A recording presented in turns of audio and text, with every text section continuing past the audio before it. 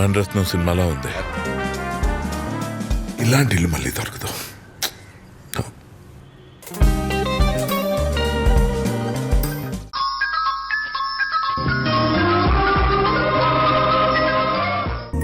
ఏం జరుగుతుంది ఇంట్లో? నన్ను కావాలని మీరందరూ కలిసి ఏడిపిస్తున్నారా? అమ్మా, మేమేం చేసినా నిన్ను కాపాడడం కోసమే అమ్మా. నీ నిజం తెలిస్తే నువ్వు తట్టుకోలేవని నీకు చెప్పలేదమ్మా.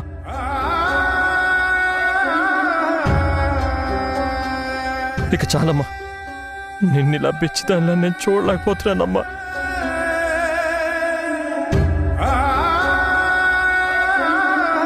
ఇందులో సింధు తప్పేం లేదమ్మా. ప్రతి క్షణం నీకేమైపోతుందో అని తను చస్తూ బ్రతుకుతోందమ్మా.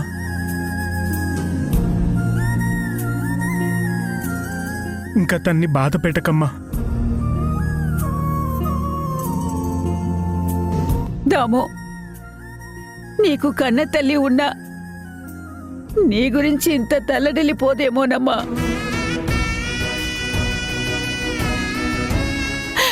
నిన్నొక చంటి బిడ్డని చూసుకున్నట్టు చూసుకుందమ్మా.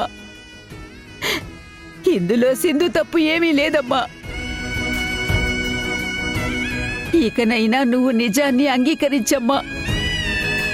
ఈ ఇంటి కోసం మళ్ళీ మామూలు మనిషి అవ్వమ్మా.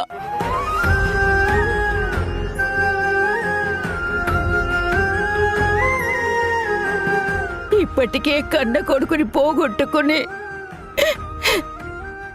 ఈ ముసలి ప్రాణం సగం చచ్చిపోయింది.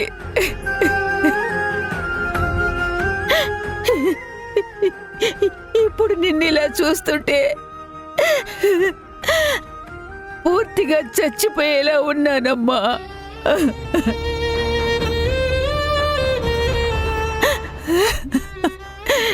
నీకు దండం పెడతాను దామో. మా అందరి గురించి ఆలోచించు తల్లి. ఏమో ఏమౌనో, ఎవరి జీవితం ఎలా మారును, ఈ నావ ఏ రీతిగా ఏ తీరం చేరును.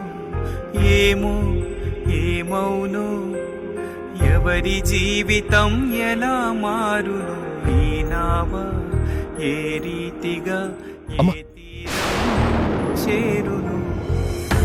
కాలమే కాటు వేసెనే, కన్నీరే మాకు మిగిలెనే. కాలమే కాటు వేసెనే, కన్నీరే సింధు,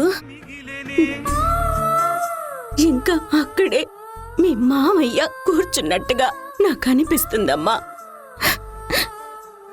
ఇప్పుడు నన్ను ఏం నమ్మమంటావు?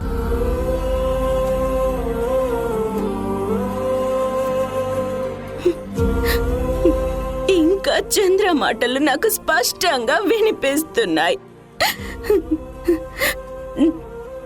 నా కోడలు సింధు చెప్పింది తప్ప ఇంకెవ్వరూ చెప్పింది వినొద్దు అని అదిగో ఆయన నాతో అంటున్నాడమ్మా.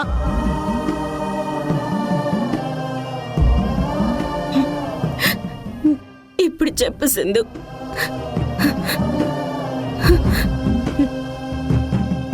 చంద్ర అక్కడ ఉన్నాడా లేడా?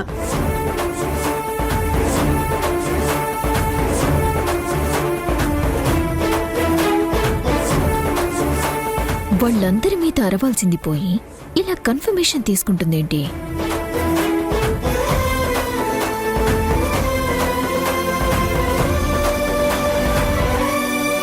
అత్తయ్య,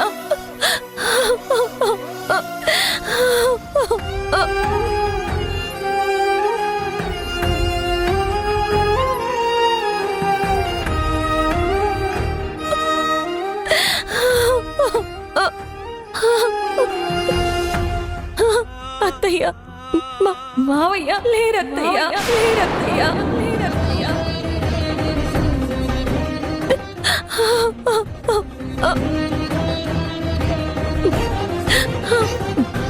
మావయ్య మీకు అన్యాయం చేయలేదత్తయ్య.